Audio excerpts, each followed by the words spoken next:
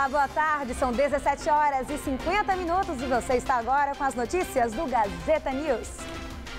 Uma reintegração de posse na manhã de hoje interditou vias do centro da cidade.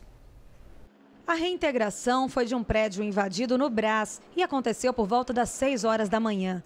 Cerca de 200 pessoas viviam no local. A ação, feita por ordem judicial, foi acompanhada pela Polícia Militar e ocorreu de forma pacífica. Segundo a CET, a rua Venceslau Brás, onde fica o prédio invadido, ficou completamente bloqueada e atingiu a Avenida Rangel Pestana, no sentido centro. E de acordo com a SP Trans, 27 linhas de ônibus tiveram que desviar o trajeto.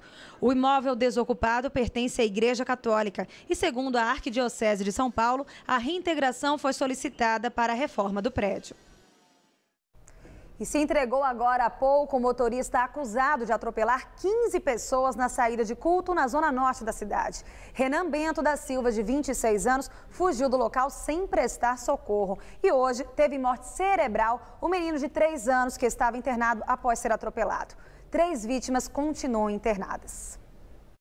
Ontem, 2 vítimas prestaram depoimento sobre o caso. Elas disseram que o motorista acelerou o carro na direção delas e que, mesmo depois do acidente, no domingo, o condutor continuou a acelerar. Renan Bento da Silva, de 26 anos, fugiu do local a pé sem prestar socorro. No carro foram encontradas substâncias que pareciam drogas e, segundo testemunhas, estavam no veículo a namorada dele e um amigo. Renan, que já tem passagem por porte de arma, pode responder por lesão corporal, omissão de socorro e posse de drogas. Prefeitura de São Paulo anunciou hoje a criação de uma sacolinha plástica padrão para ser usada em todos os supermercados da cidade. Eles ficarão proibidos de usar outro tipo de sacolinha. As empresas e fabricantes têm 60 dias de prazo para padronizar o produto. A mudança começa a vigorar apenas nos supermercados, mas a ideia é expandir para todos os pontos comerciais da capital. O consumidor deverá usar a sacolinha padronizada apenas para descartar lixo reciclável. Para colocar lixo orgânico, como restos de comida, o consumidor ainda terá que arrumar outro tipo de saco ou sacola plástica. A medida tentar por fim a uma longa disputa judicial.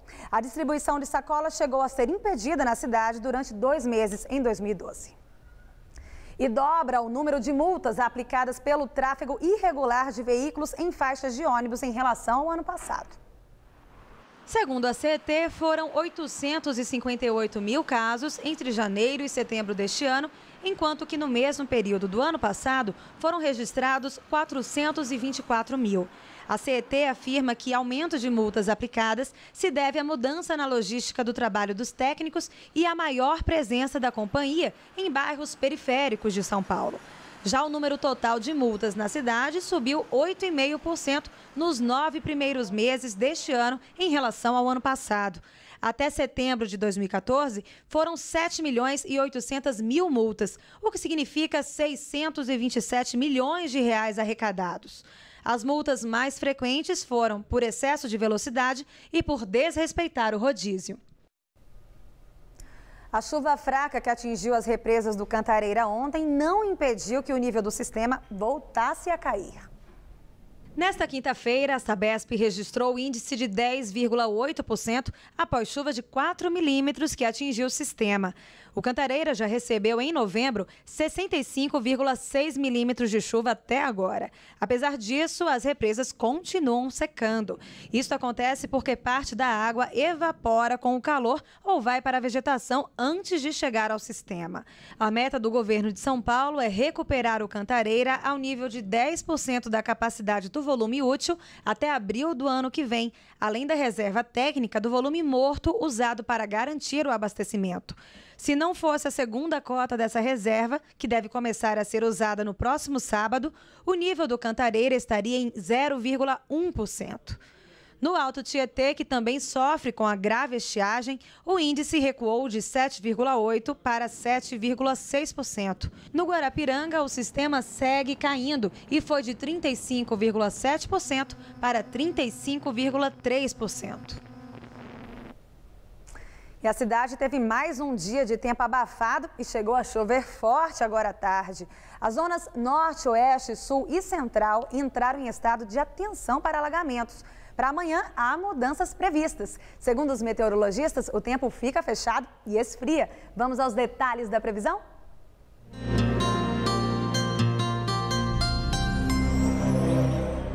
No interior do estado, a previsão é de tempo ainda abafado, com pancadas de chuva isoladas. A máxima chega aos 31 graus em Votuporanga e na região central, 31 também em Bauru. Já no sul e no leste paulistas, a temperatura cai amanhã e o tempo fica nublado com chuva fraca a qualquer hora. Máxima em torno dos 23 graus em Sorocaba e dos 24 nas cidades do litoral. Aqui na Grande São Paulo, a temperatura também vai cair. Nessa madrugada, mínima de 17 e máxima amanhã à tarde de 22 graus. E aos poucos, o sol volta a aparecer no fim de semana. No sábado, máxima de 23, ainda com muitas nuvens. E no domingo, máxima de 24 com sol e tempo firme. Na segunda-feira, a máxima prevista é de 24 graus. E vamos ver agora a situação do trânsito aqui na capital. Segundo a CET, São Paulo tem neste momento 215 quilômetros de lentidão. Começamos com imagens da ligação leste-oeste. Pelo visto, a pista está molhada, continua chovendo aqui na capital. À direita, para quem vai acessar o elevado, o trânsito está bem complicado, assim como à esquerda do vídeo, para quem vai no sentido da radial leste. Agora você vê imagens da marginal Tietê, no sentido Penha, abaixo do vídeo, o trânsito até que flui bem para o horário. Já no sentido Cebolão, lá acima do vídeo, o trânsito também flui bem para o motorista. E fechamos com a radial leste, à direita do vídeo, no sentido bairro, o trânsito está bem... Paciência nesse momento.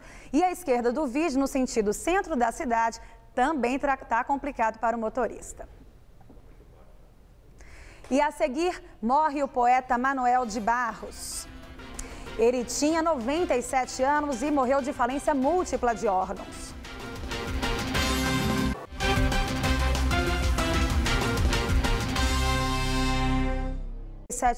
O poeta Manuel de Barros. O poeta estava internado há 2 semanas no Hospital Proncor, em Campo Grande, no Mato Grosso do Sul.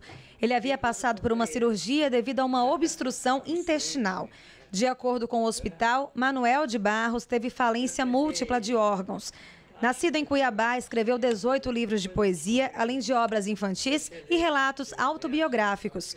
Ao longo de sua carreira, ganhou 2 prêmios Jabuti e o Prêmio Nacional de Literatura do Ministério da Cultura. O escritor deixa esposa e um filho.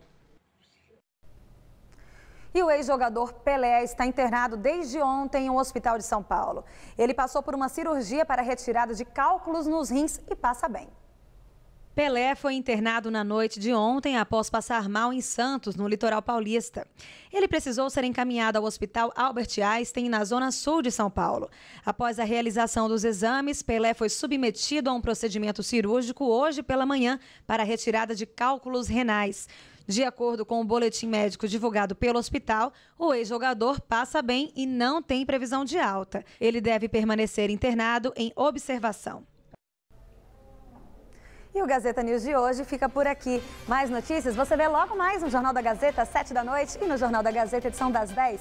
Fique agora com o Gazeta Esportiva. Até amanhã.